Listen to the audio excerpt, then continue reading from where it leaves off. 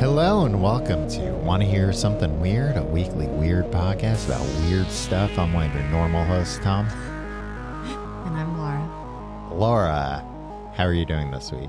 I'm good. Anything weird happening in your life?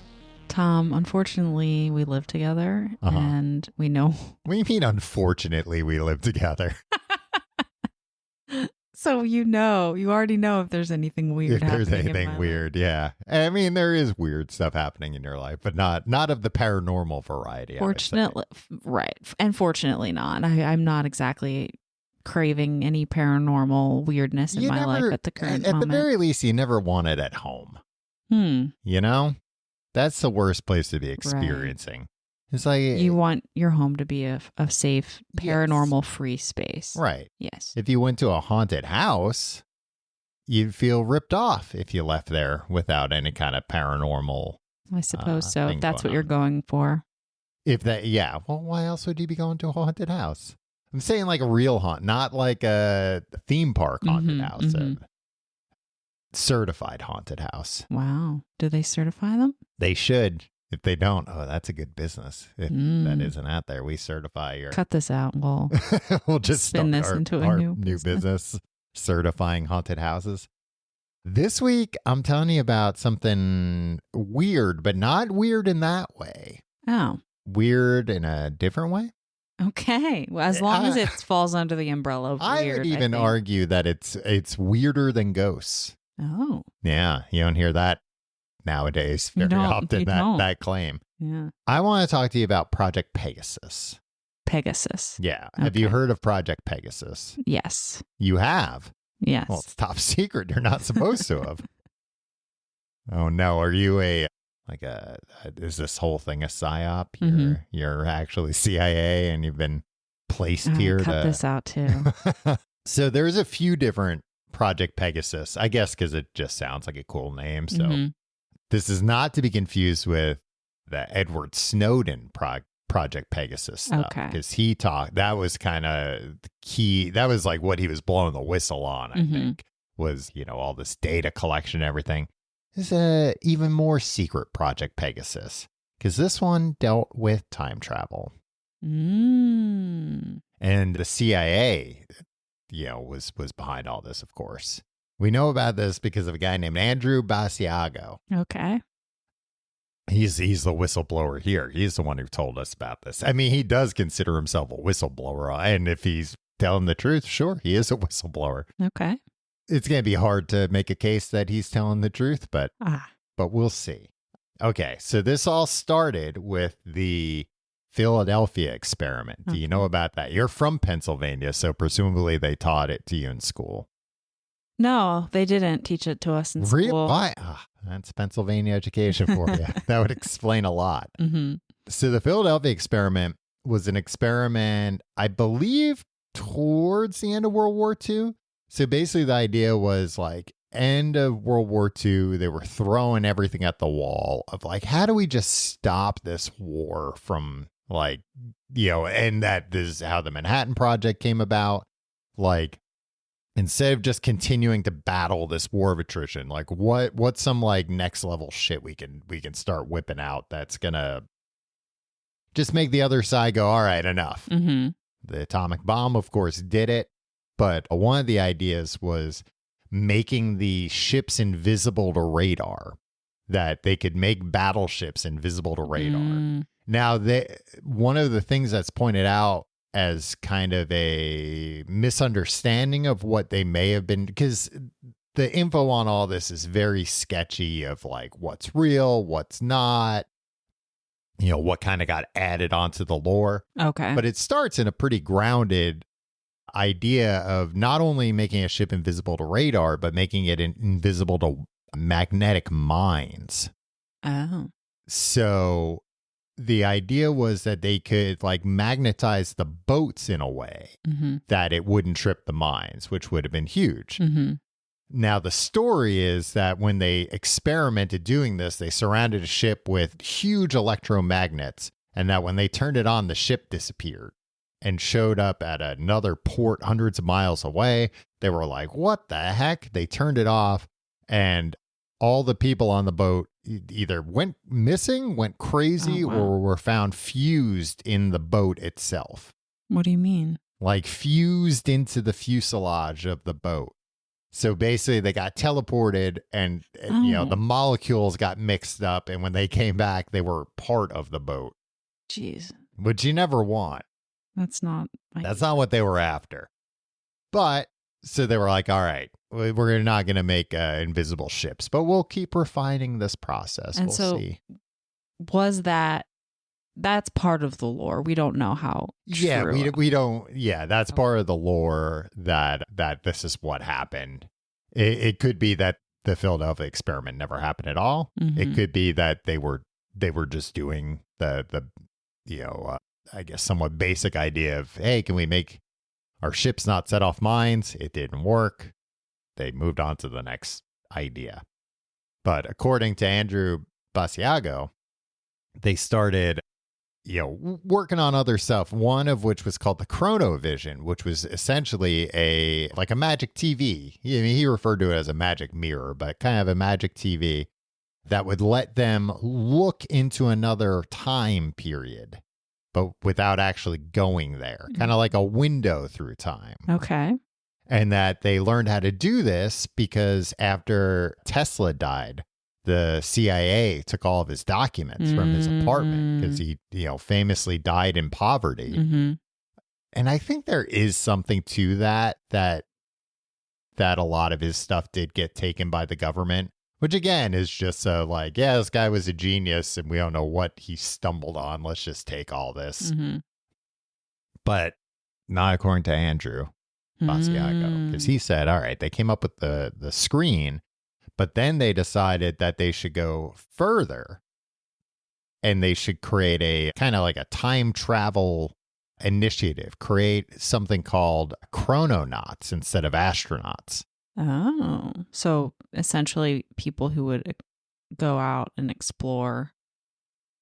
Not just people, children, he claims. He claims that they recruited 140 school children to do this, with the idea being that they would be chrononauts like their entire lives, essentially. And we'll get to, I don't know if part of it was like, oh, it's easier with kids, they're smaller or whatever, but he gets to later the idea that they were being groomed for a different, and not in the bad way that we talk about grooming nowadays, that they were being groomed for a specific purpose, which is why they were using children. But I don't want to give that away yet. I still think grooming children in any capacity is... Well, I'll just say it. He says that some of them were being groomed to be president one day. Now, is that a bad thing? Probably. Yeah, probably. I mean, I guess that does hint at a deeper, government cabal. Yeah. That's deciding a child is going to be president one day, so they're grooming him. Yeah. It's not, but hey, what's worse? The other grooming that we hear about all the time. No, you still think that might also be better? I don't think it needs to be a competition. I just think all grooming of children, let's not do it. Okay. So in these papers they found Tesla talked about how to make these machines, and they made one. This guy Andrew, he said throughout his time there were 8 different technologies that they use, but it sounds like there was one that was the tried and true that they came back to a lot. And this is a machine that consisted of 2 gray elliptical booms. Elliptical, like the gym equipment? Not I'm not sure.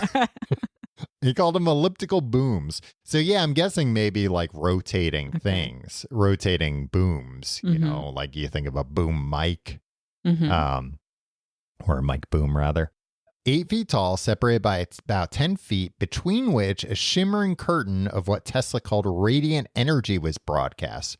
Radiant energy is a form of energy that Tesla discovered that is latent and pervasive in the universe and has among its properties the capacity to bend space-time. Wow.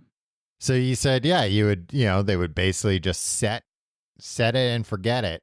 Set it, push a kid through and forget it and see what happens. So one of the things, and this is one of his pieces of evidence that he claims proves that this is true, is that he claims there is a picture from the Gettysburg Address of him as a child. Abraham Lincoln's famous Gettysburg Address. And he says, I have been dressed in period clothing as a Union bugle boy. But one of the problems with this machine is you would lose your shoes when you went through, apparently. Just your shoes? Just your shoes. Which I would think maybe they tell him, like, you know what, son, hold on to the shoes and you can put them on after you get to the Gettysburg Address. But for whatever reason, the blew his shoes off, and I guess somebody gave him shoes. But then he claims that he attracted so much attention at the Lincoln speech site at Gettysburg wearing oversized men's street shoes that he left the area around the dais and walked about 100 paces over to where he was photographed in the Josephine Cog image of Lincoln at Gettysburg. Now, what's interesting about the picture that he claims, and we'll link it in the show notes so people can take a look at it.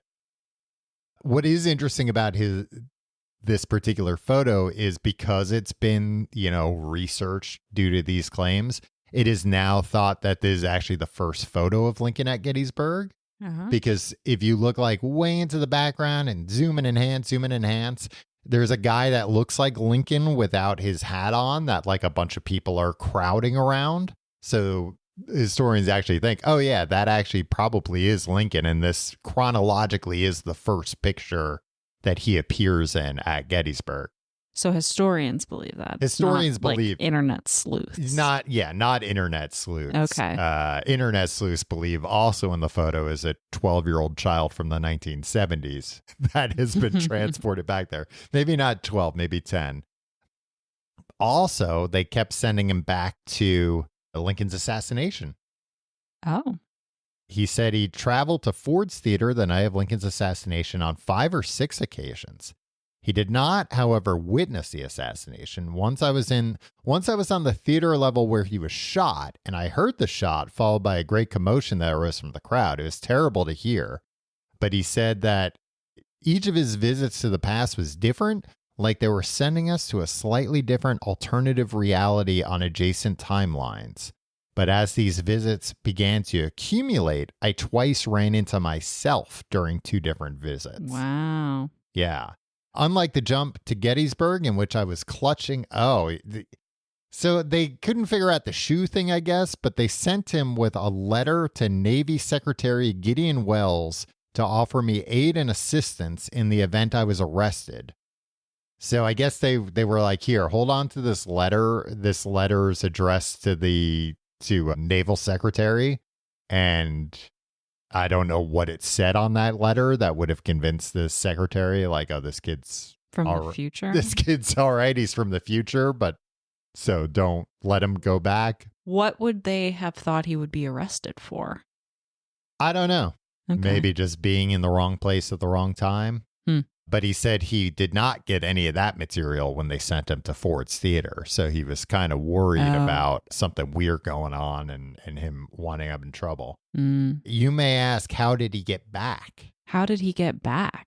Well, if you were in the hologram for 15 minutes or fewer, the hologram would collapse. And after about 60 seconds of standing in a field of supercharged particles, we would find ourselves back on the stage in the present. It doesn't say what happens if after, if you're traveling somewhere for more than 15 minutes, how you get back. But under 15 minutes, that was the way you did it. Yeah. If you surpass that, do you get stuck?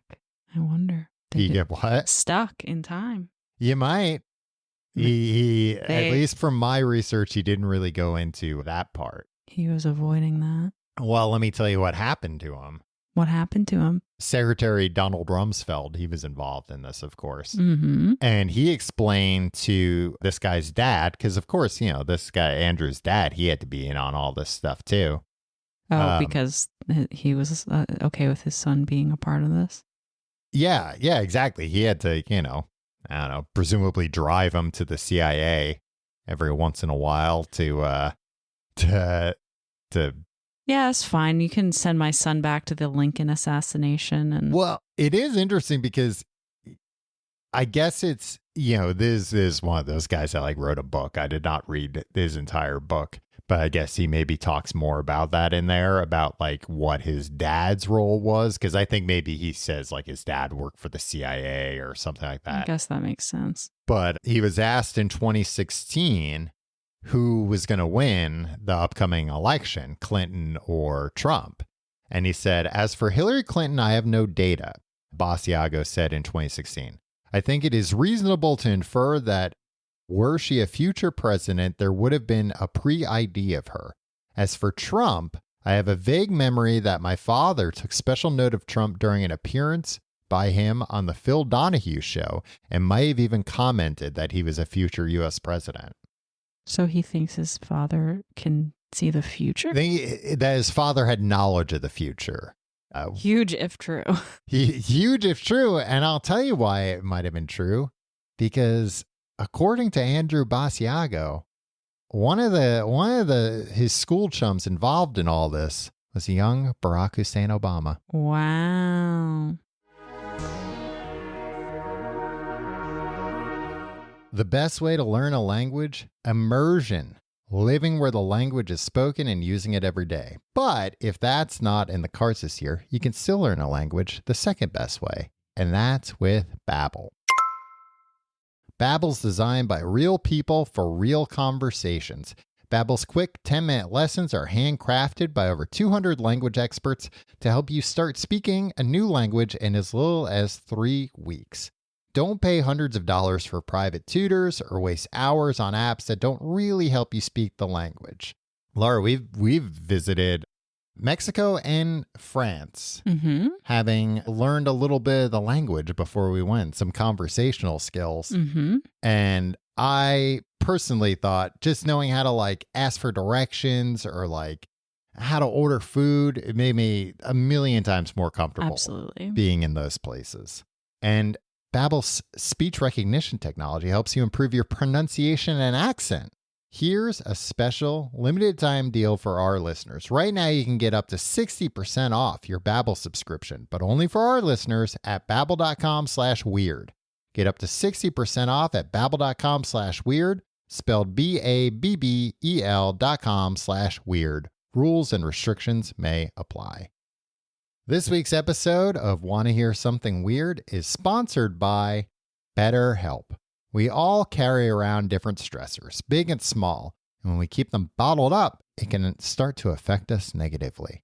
Therapy is a safe space to get things off your chest and figure out how to work through whatever's weighing you down. Laura, I think we're both benefiters of therapy. We are benefiters of therapy. Well, not benefactors, because that... Benefiters. It's great. And I personally think it's something that just about anyone can benefit from. It's not just for people who have been through traumatic experiences or at, very low points. Anyone can benefit from therapy. If you're thinking about giving therapy a try, how about giving BetterHelp a try?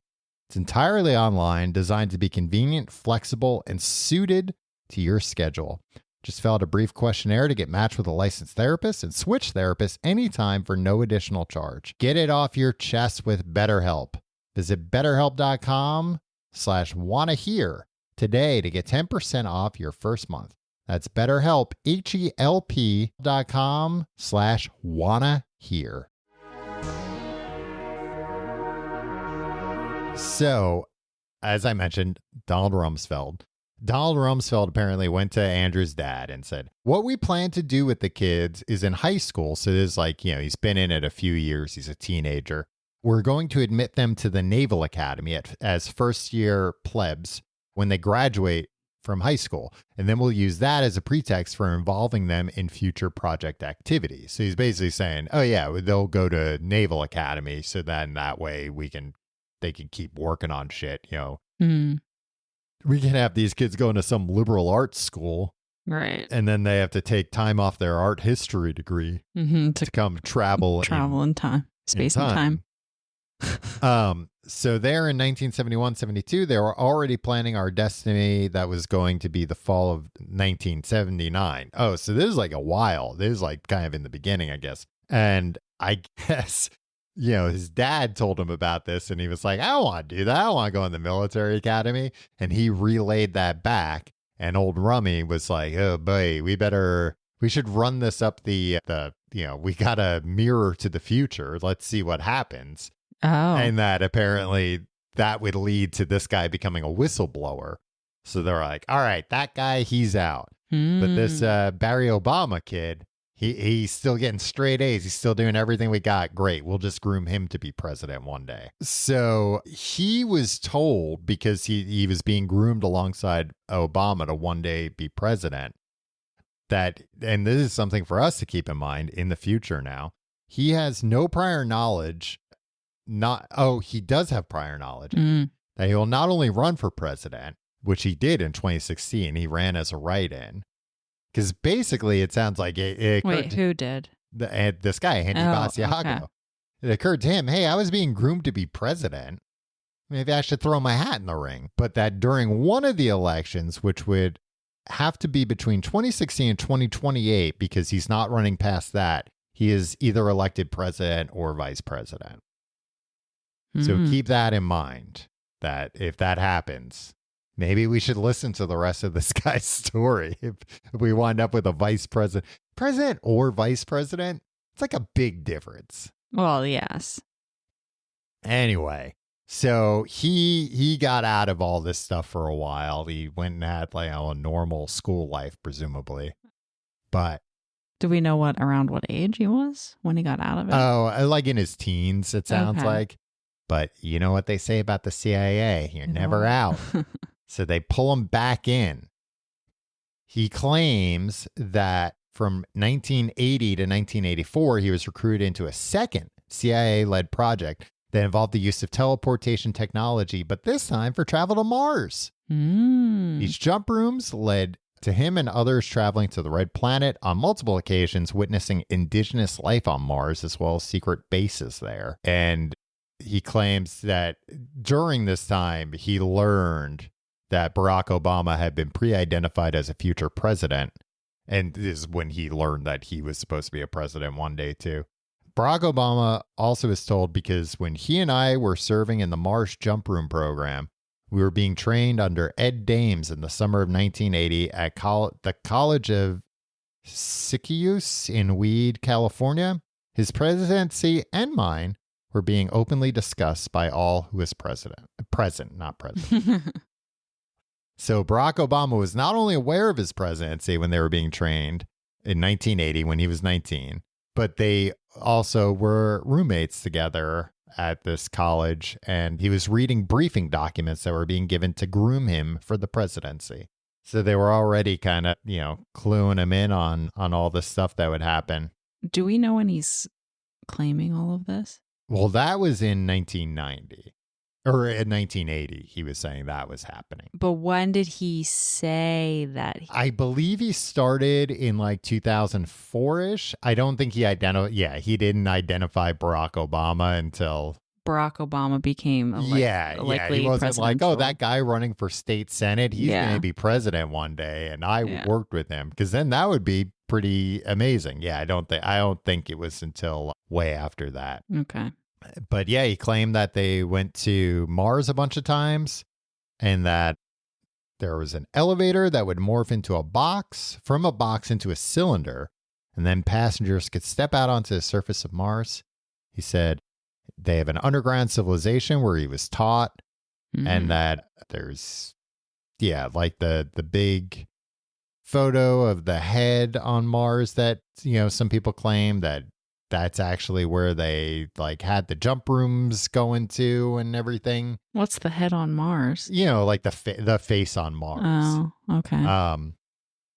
But yeah, he was running for president, again, for altruistic reasons of saying, this technology is being hidden and we could be using it. And he is basically saying, look, the time stuff, steer clear of that. It's dangerous. But the instantaneous travel and transportation stuff, we could reshape the world if that technology was out there. If all of a sudden it was possible to just step through a portal to go anywhere, think of the environmental impact on shipping. We wouldn't have to be using all these fossil fuels and everything.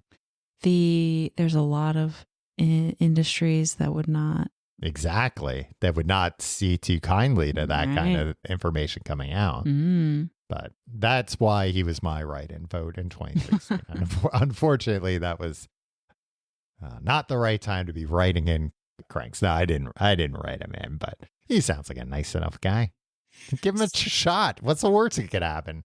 So what is the consensus? I mean, you kind of hinted at it at the beginning, but what is the consensus about his claims? The consensus seems to be that, I mean, there are people all over, there are people that think he's a disinfo agent, that like some of this stuff is true, but then there's a common theme in all these kinds of like, I don't know what you would even call them. I guess conspiracy theories of, ancient technology being hidden from us or UFOs or stuff like this, that there's actually kernels of truth in there, but they put guys like him out there that just sound like cranks so that nobody believes any of this stuff. I couldn't find any recent info on him. I mean, I'm probably wrong, but it seemed like he got some attention around 2016 with all these claims, especially about being able to tell you who was going to be president next, and the fact that he was running for president, but not much activity since then. And, no hints that he's still buddies with Barack or anything like that. No, like vacation. Like here we are on, vacation with Richard Branson together. Me and my old Mars jump room buddy. Yeah. So just food for thought, just something to think about.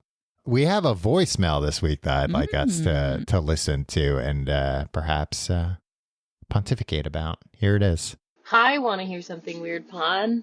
It's been a great podcast.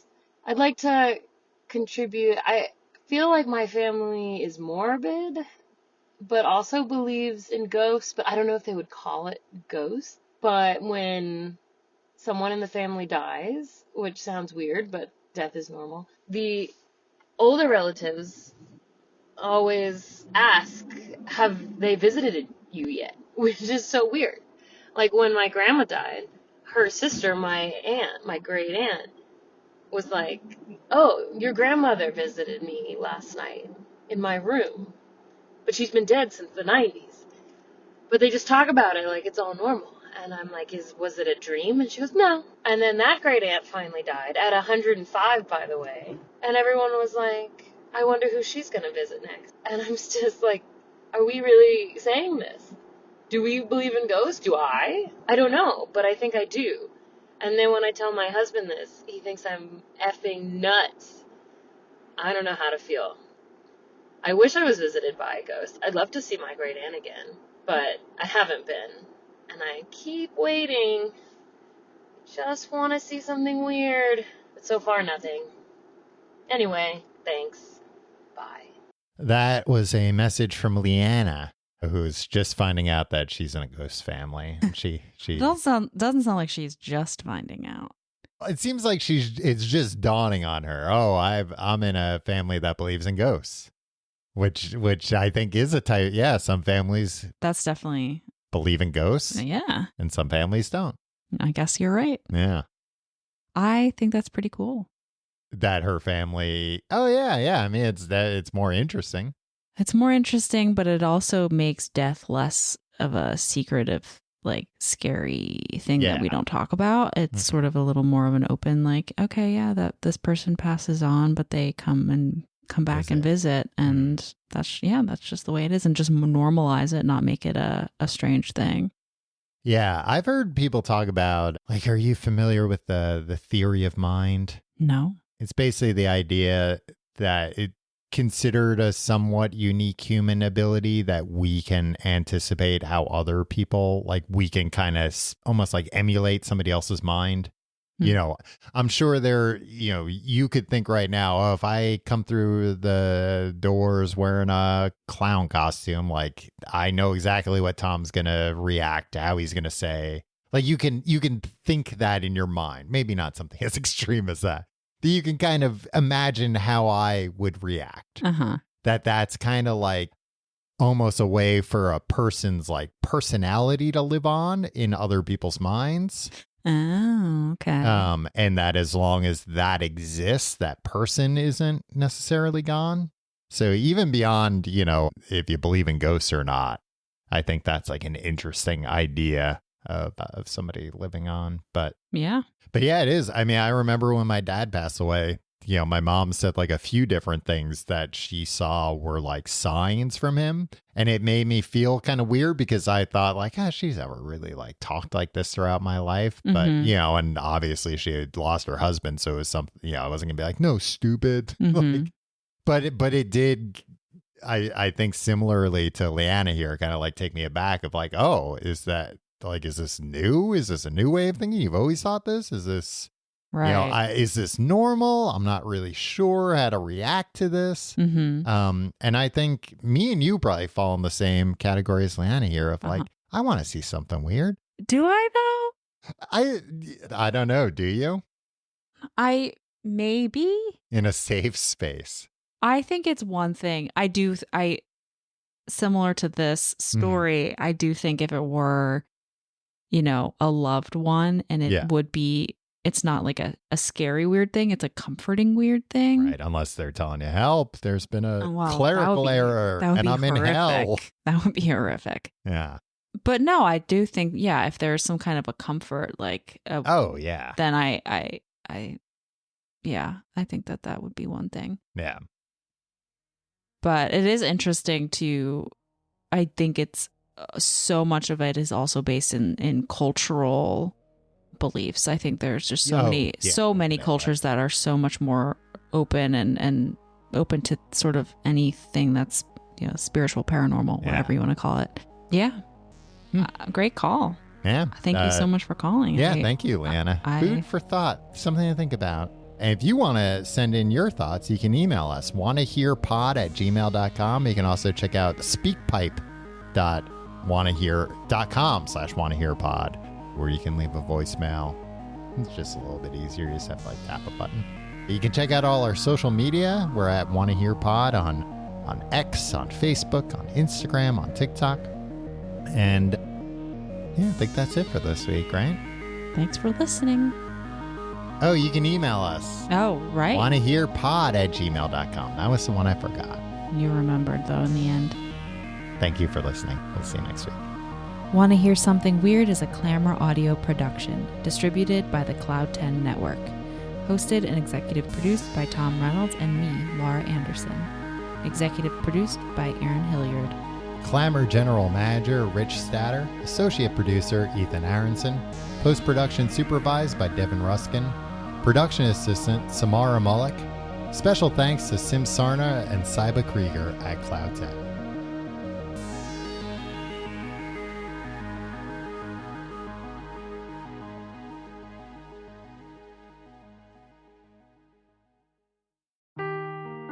Seeking the truth never gets old. Introducing June's Journey, the free-to-play mobile game that will immerse you in a thrilling murder mystery.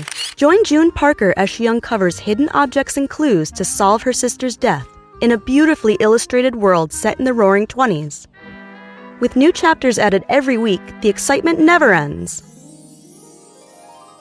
Download June's Journey now on your Android or iOS device, or play on PC through Facebook Games.